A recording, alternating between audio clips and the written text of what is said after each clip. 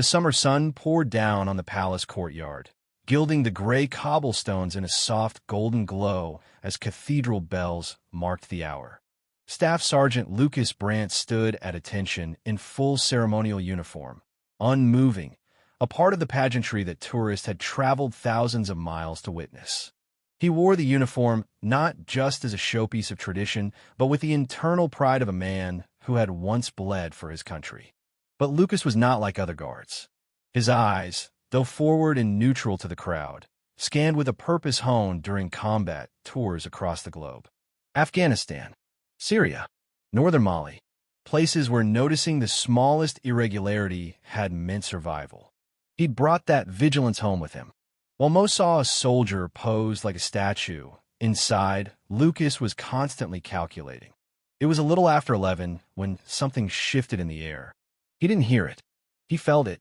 Among the throng of visitors pressing against the cordoned area, someone was out of rhythm with the celebration. Then he saw her.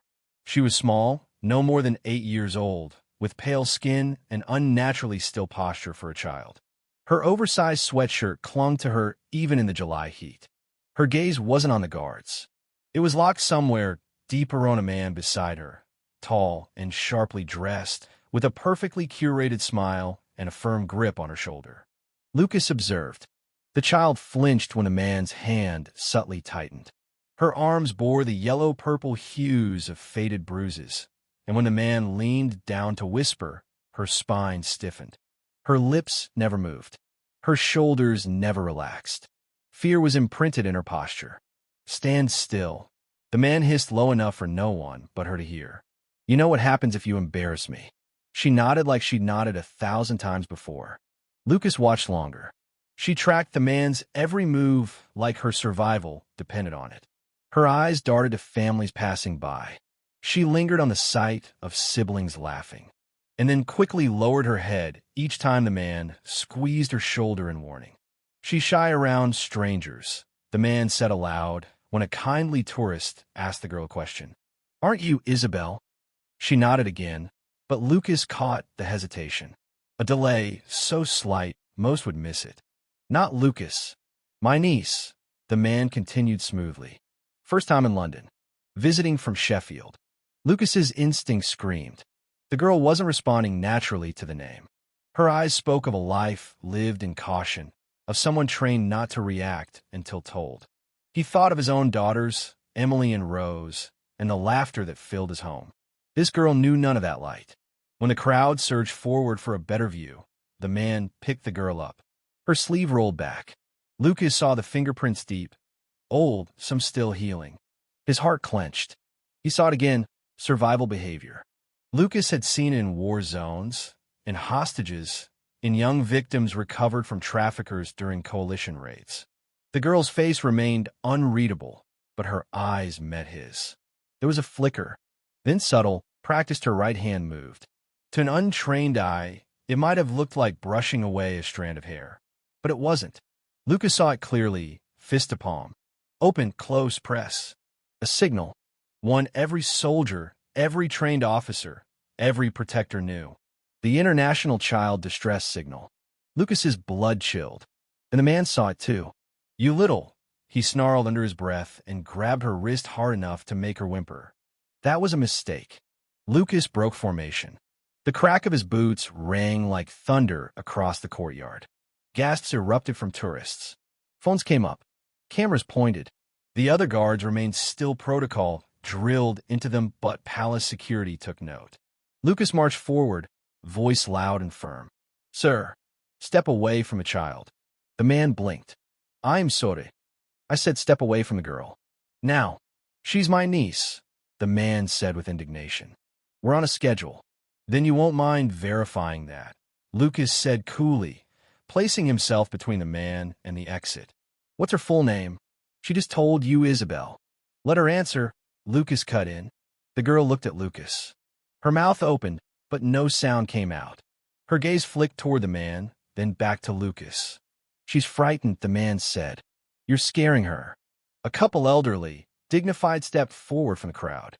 "That man's been behaving strangely for quite a while," the older woman said. "The child doesn't respond to him like family." And her backpack, added a younger woman nearby. That's a Sheffield school backpack, but the name tag is tucked in. Lucas stepped forward, pulling the tag out carefully. It read, Lily Adams. Year 3. Greenway Primary. Lily, Lucas asked softly. The girl froze. It's okay. You're safe now, he said gently. Is your name Lily Adams? Her lip trembled. Yes, she whispered. He took me. Said my parents didn't want me anymore. The man lunged. For the first time, his mask slipped entirely. He pulled a blade from his coat. Lucas reacted before instinct even formed a command. He deflected the attack with a fluidity only years of CQB training could yield. The blade slashed across his forearm, tearing through wool and flesh, but Lucas barely felt it. He drove his fist into the man's sternum. The man stumbled, swinging wildly. A scream ripped through the crowd. Get the girl out, Lucas shouted.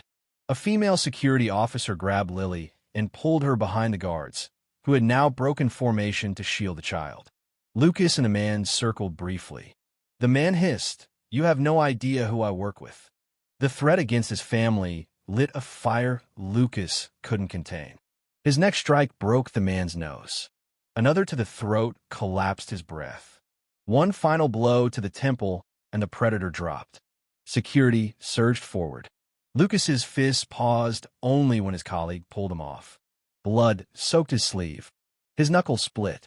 Make sure he lives, Lucas ordered through clenched teeth. I want him to face justice.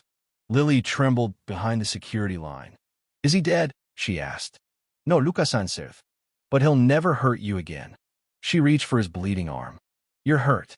Just a scratch, he said. More sirens. More flashing lights. Police arrived. Lily gave her name. Her parents were contacted. They were alive. They had never stopped searching. The crowd parted again, this time to let the parents through. Lily ran into their arms with a wail that shattered every hardened heart. Her mother dropped to her knees. Her father collapsed beside her, cradling the daughter they thought they had lost forever. You saved her, Mrs. Adams said to Lucas later, eyes filled with tears. How can we ever thank you? You don't have to, Lucas said. I have children too. A few days later, Lucas stood in front of his commanding officer. He expected punishment. Instead, he got applause. A formal commendation. A letter of cautionese but balanced with a medal and media frenzy. The Queen's Guard who broke protocol had become a national hero. Weeks later, he sat in the Adams garden. Emily and Rose played with Lily under the summer sun. The bruises had faded. The silence that once clung to her had lifted. She laughed. She smiled. She trusted. She's sleeping through the night, Mrs. Adams said. Her therapist says she's healing faster than expected. She's stronger than anyone realized, Lucas said. Lily approached him with a folded paper. I made this, she said shyly. It was a drawing of a palace guard with her beside him. The words written in careful, shaky letters read, Thank you for seeing me when no one else did. Lucas knelt beside her. You were never invisible, Lily, he said softly. Not to someone who knows how to look. He watched her run back to the daisies, her laughter now light as wind chimes. And in that moment, he knew protocol or Nuth would do it again in a heartbeat.